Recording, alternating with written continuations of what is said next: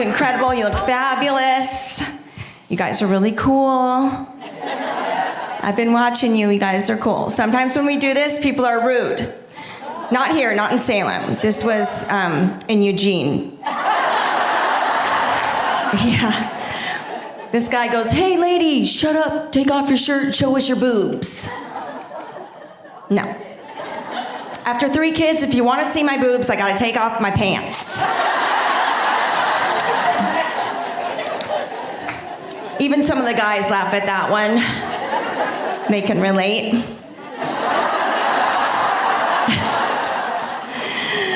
Oh, man. I actually live in North Idaho in Priest Lake. Yeah, that's always a real crowd pleaser. I know, everyone says, "Oh, North Idaho, it's so bougie, they're all into fashion." That's just our reputation. But I don't know if that's true, because I went to buy some pants there recently, and I asked the gal, "Do you have anything high-waisted?" And she's like, "You're looking at her. I'm high and I'm wasted."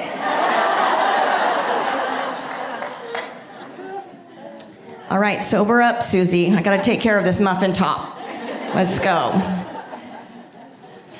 Isn't it fun we can all just get together for a night of laughter and just like kick back, have fun, laugh together? You know, different backgrounds, different ages. We're just all out here trying to figure out this thing called pickleball. Have you seen this mess? Oh, we love pickleball, Jody. Yeah, I love pickleball. I think it's cool. If you don't know what pickleball is, it's a game, it's kind of like tennis, but it's easier. Like in tennis, you have to serve overhand, and in pickleball, we serve drinks and appetizers. It's very social. They all, you know what they call tennis players? They're like, tennis players are athletes. Pickleball players are swingers. It's just what I've heard. Is it true?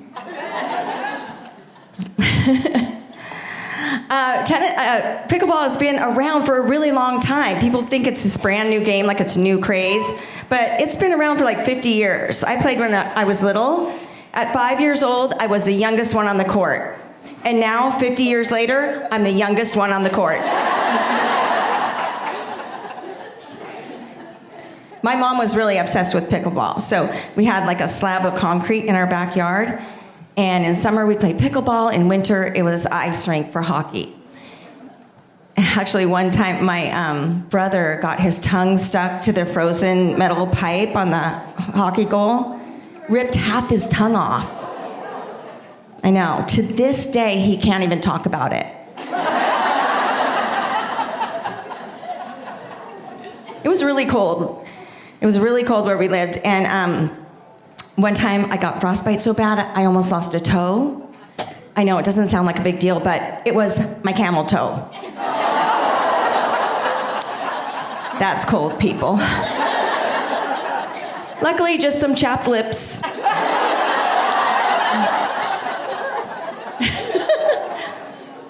I'm married. My husband and I have a good time. We have a fun marriage. And our friends are like, "Of course you guys have a fun marriage. You both look like characters from the TV show The Office."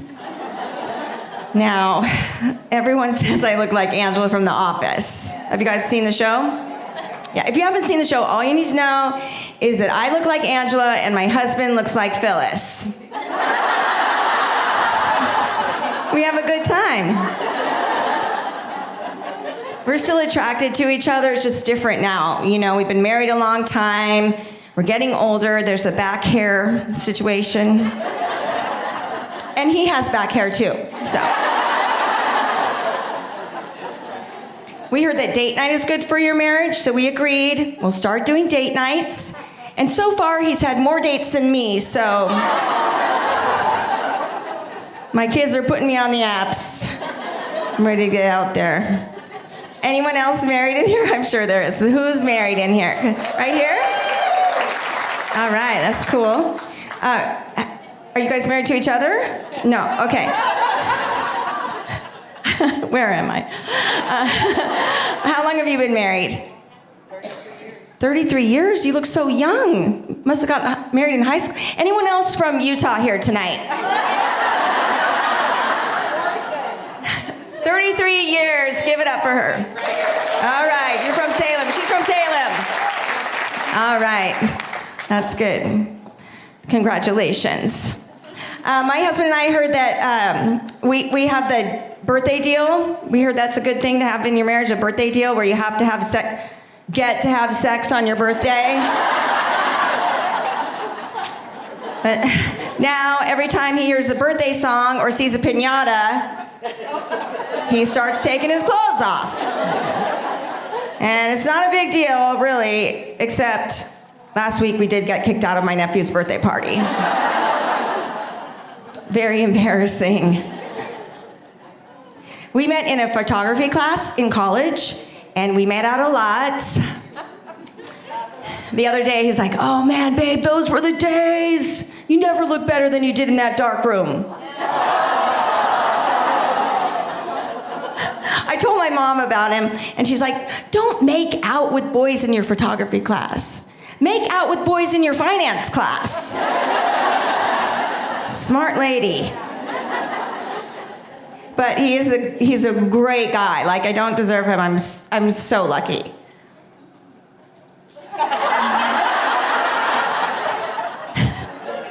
You're not alone.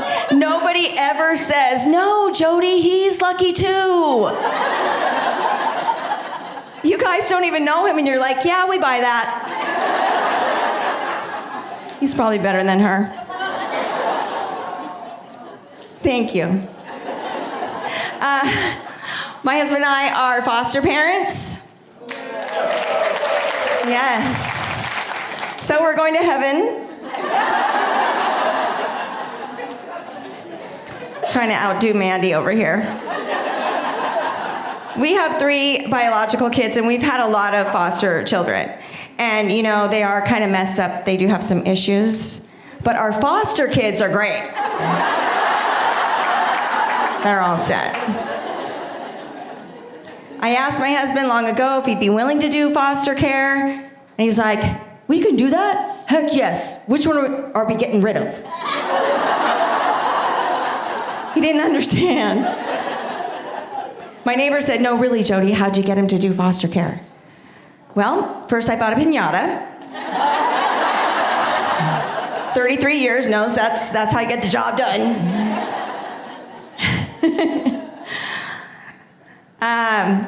If you have adopted kids or foster kids, is that what you're saying? Yes.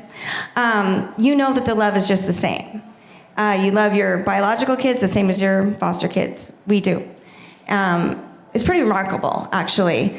The only difference is our biological kids have my husband and my genetics, and our foster kids are on the honor roll.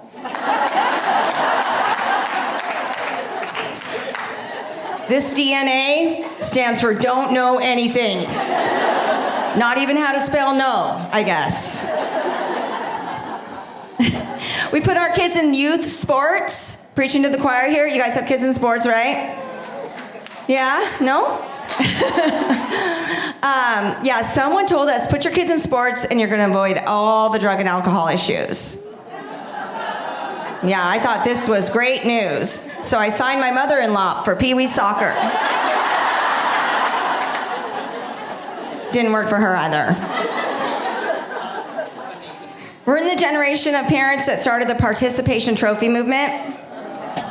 I know, it's controversial. But I can kind of see both sides. Like, on the one hand, you should have to win the game, earn the trophy. But on the other hand, I'm a Mariners fan. It'd be nice to get some hardware. I think they're doing okay this year, though. I don't know. I don't follow football, but...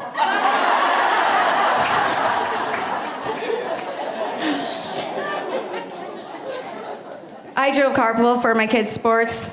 I loved it, you know, because kids at that age, they're into gossip, and so am I. And sometimes it got kind of juicy. Like, those kids spit their fish crackers out when I told them Connor's mom was sleeping around. They love my carpool.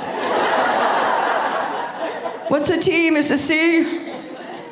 After every game, we'd go to Taco Bell. I love Taco Bell. And if my kids played well, I let them get something. You don't score, you don't eat. And one time, my son, little boy, he goes, Mom, that's so woo. That's not fair. You get Mexi fries and we don't. I know. I sound like a bad mom, but don't worry. The very next day, I signed him up for speech therapy. I'm a wonderful mother. Now that little boy is grown. They grow up so fast, don't they? He's grown now. He's got a beard, tattoos, puppy. He's married. He has a wife.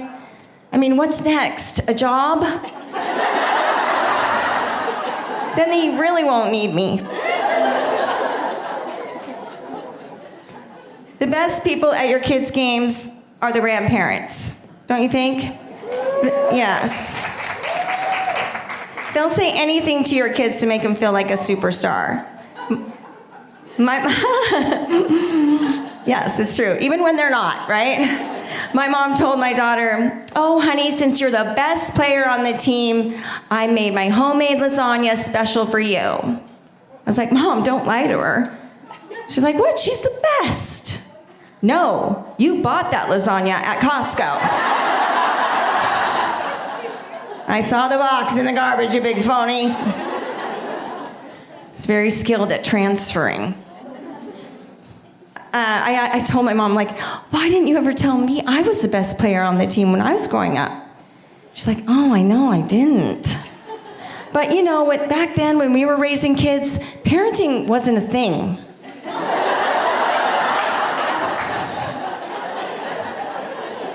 There were just grown-ups who happened to have kids. You kids went to the games by yourselves. We weren't there was no helicopter parents. We were pickup truck parents. What's a pickup truck parent? Glad you asked. It's when you put your kids in the back and hope a couple bounce out. That's parenting back in their day. One of our daughters is married. She's very religious. Do we know what that means here in Oregon? Christianity. So all of our kids are Christians. That's very cool, but she's the church lady.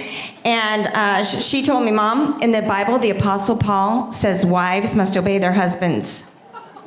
It's like, well, keep reading, because Paul gets beheaded.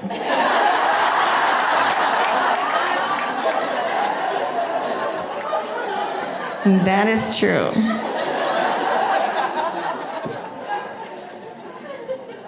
She's very religious. She likes to say grace when we go out for dinner. Have you seen these people praying at restaurants? In Salem? I know not in Portland, but this happens a lot in Idaho. I think it's cool. It's great. But she even makes us say grace when we go to Starbucks. I know. So the last time we were there, she's like, okay, bow your head. And I did, and we hit the car in front of us. Dangerous. Where's Carrie Underwood when I need her?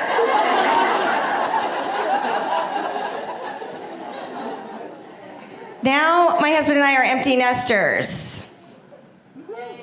Yeah. I mean, usually more people clap for that, but I get it. Some of you are probably still living at home. That's cool, too. My husband's very happy about this. He's like, oh, great. Now I can walk around the house in my underwear. I can learn to play the guitar. I was like, or we could stay married. I miss my kids, though. I do. I miss them so much. I remember they would make a mess, and I get so mad I start yelling at them. And now they're gone. There's no mess. And I realize I really miss yelling. It's a nice release. So every afternoon, I just call Verizon. The Lord provides. And I miss blaming them for stuff. You know, now I just gotta blame someone else. Like, who didn't turn off the lights? Me. Who ate all the hot Cheetos? Me. Who wore my dress and spilled beer on it? My husband. Do you know he likes to dress up as Taylor Swift for the Chiefs games? I guess she's the quarterback now, or the coach. Running the games. Empty nest is called a syndrome. It's an empty nest syndrome, because what happens is when your kids move out, all these strange, unfamiliar emotions start to bubble to the surface, like joy and freedom. If you Google empty nest, what comes up is empty nest is when you have boys and they grow up and move out of the house. If you have girls and they grow up and move out of the house, you're not an empty nester, you're a survivor.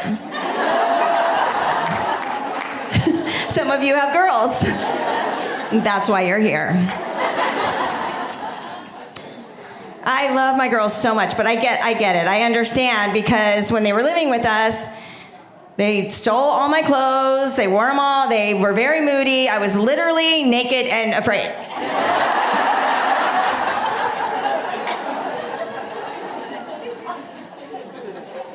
Also, if you Google empty nest, what comes up is now's a great time to reconnect with your spouse. Yay! My husband goes, oh, okay, well, why don't we get a couple Harley-Davidson motorcycles and take a road trip across the country? That sounds fun. And I said, oh, well, why don't we get a puppy? So we compromised. We got a puppy.